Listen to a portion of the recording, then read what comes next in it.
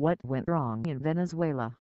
From Caribbean beaches to snow-capped mountains, the country has it all. It has the largest proven oil reserves in the world. Many in a thriving professional class left the country when Hugo Chavez took power in 1999, but the early years of his rule saw a massive reduction in poverty, more children in school, and greater access to clean drinking water. That was very much then. Now, Venezuela is in the food, health and energy crisis. What happened? Plummeting oil prices. Chavez's social programs were possible because of oil revenue. When oil was about $100 a barrel, the millions flowing in through the state-owned petroleum company could be spent on social programs and subsidizing food. But when oil prices fell to less than $30 a barrel, even now they are well under $50, that became unsustainable. No dollars for imports. The falling oil prices also meant less foreign currency being available for Venezuela's government, and that hit the ability to import items. There are now critical shortages of goods produced outside Venezuela, including medicine. Venezuela healthcare crisis. Shooting is just the first pain. When Jose Luis Vasquez was brought to the emergency room last Monday with a gunshot wound to the chest, the worst of his nightmare should have been over. He had survived an armed robbery without losing any major organs and needed only what doctors described as minor surgery. Vasquez is being treated in one of Venezuela's largest public hospitals, in Valencia, an industrial city about 150 kilometers 95 miles from the capital, Caracas. Days later, he is still laid up in a humid room at the public hospital.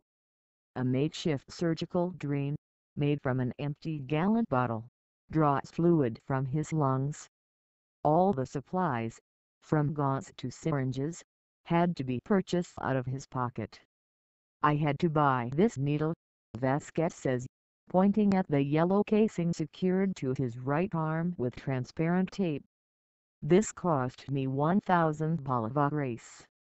The hydrogen peroxide was another 2,000 bolívares. There was nothing in this hospital." Those two amounts add up to about 30% of the monthly minimum wage in Venezuela. And Vasquez has also lost his major source of income. The bicycle he used to make deliveries was stolen when he was shot. His fears of being robbed continue inside the hospital, so he hides the money he needs for medicine under his blanket inside his underwear.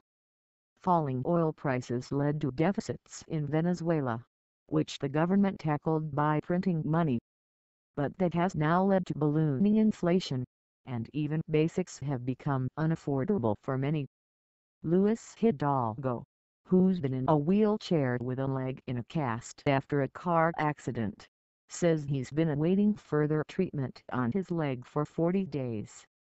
He, too, had to buy his medical supplies, and he says they were stolen when he was heavily sedated.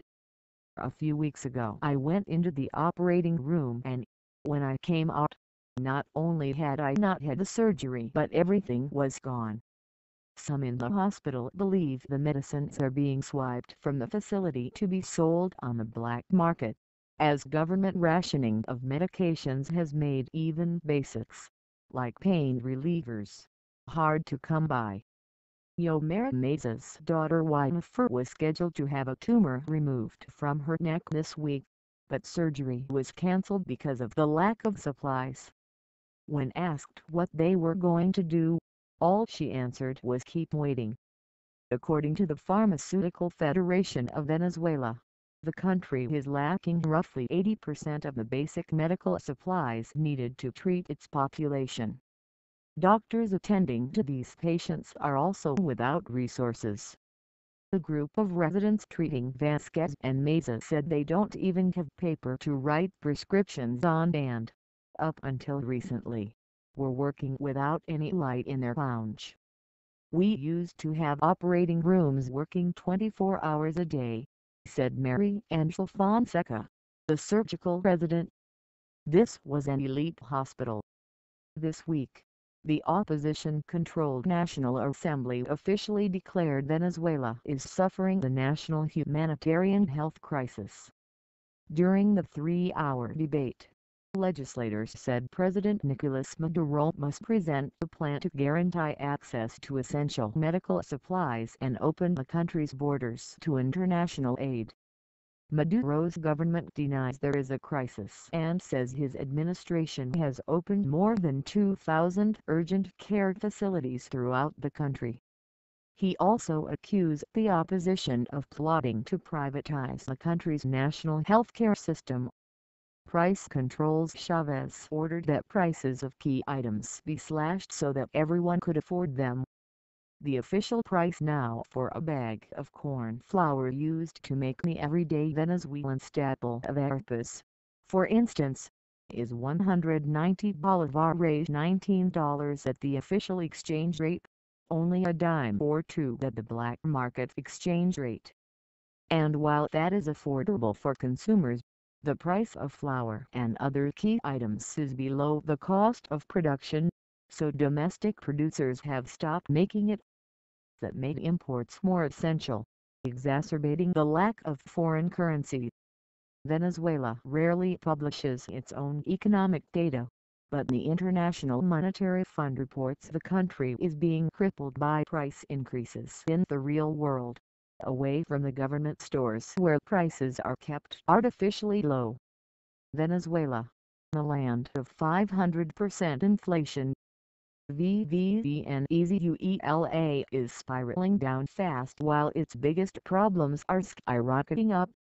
Inflation in Venezuela is projected to increase 481% this year and by a staggering 1,642% next year, according to new estimates released Tuesday by the International Monetary Fund. Venezuela is on the precipice of hyperinflation, says Catherine Brunier, research director at Baltic Capital Markets in Miami. The IMF also forecasts that Venezuela, which rarely publishes its own economic data, will have an unemployment rate of 17% this year and nearly 21% next year.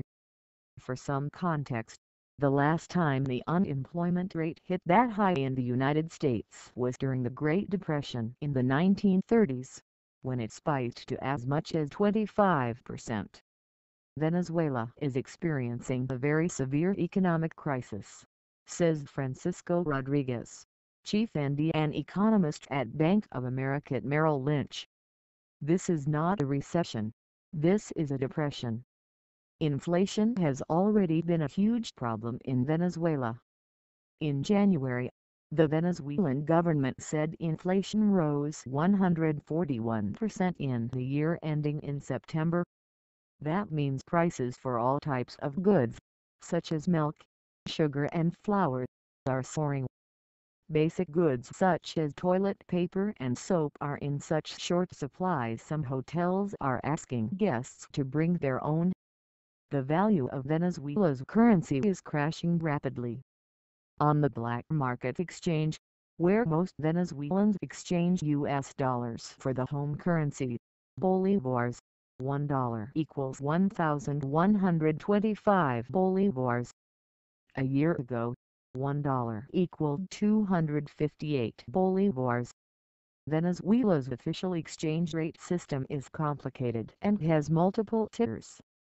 One exchange rate allows ordinary folks to exchange $1 for 306 bolivars, well behind the black market rate. Socialist President Nicolas Maduro has continued the massive public spending and welfare programs that his predecessor, the late Hugo Chavez, instituted over a decade ago. However, the country can ill afford them. Its economy is in trouble and plummeting oil prices has only made it worse.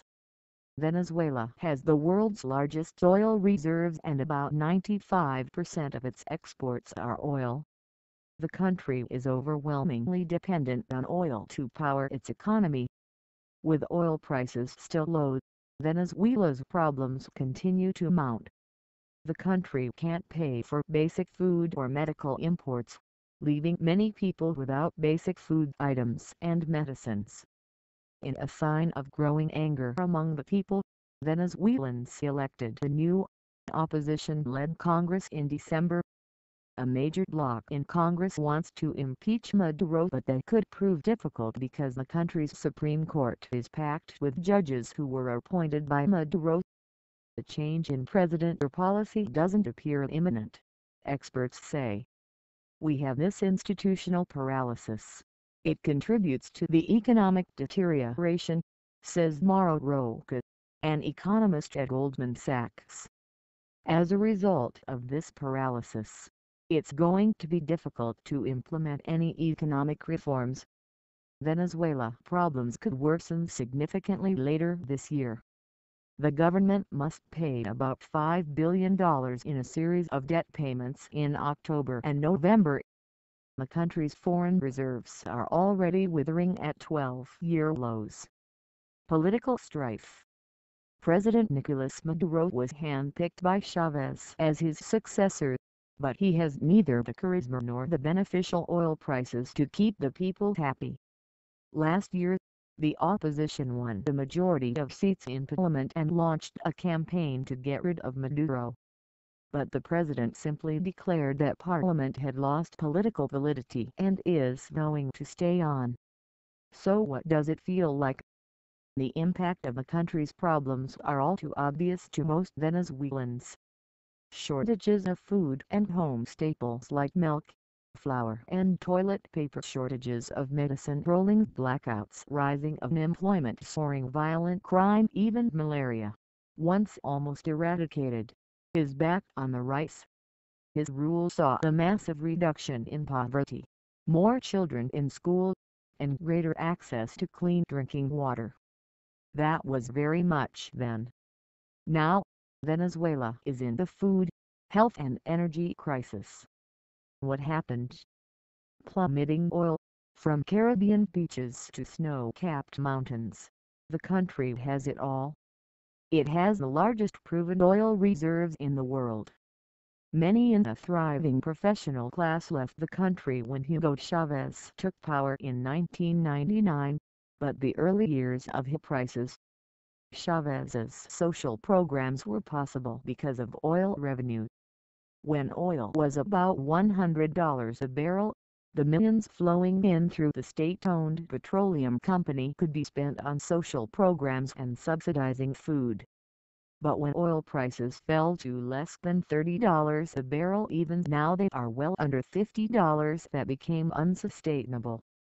No dollars for imports. The falling oil prices also meant less foreign currency being available for Venezuela's government, and that hit the ability to import items.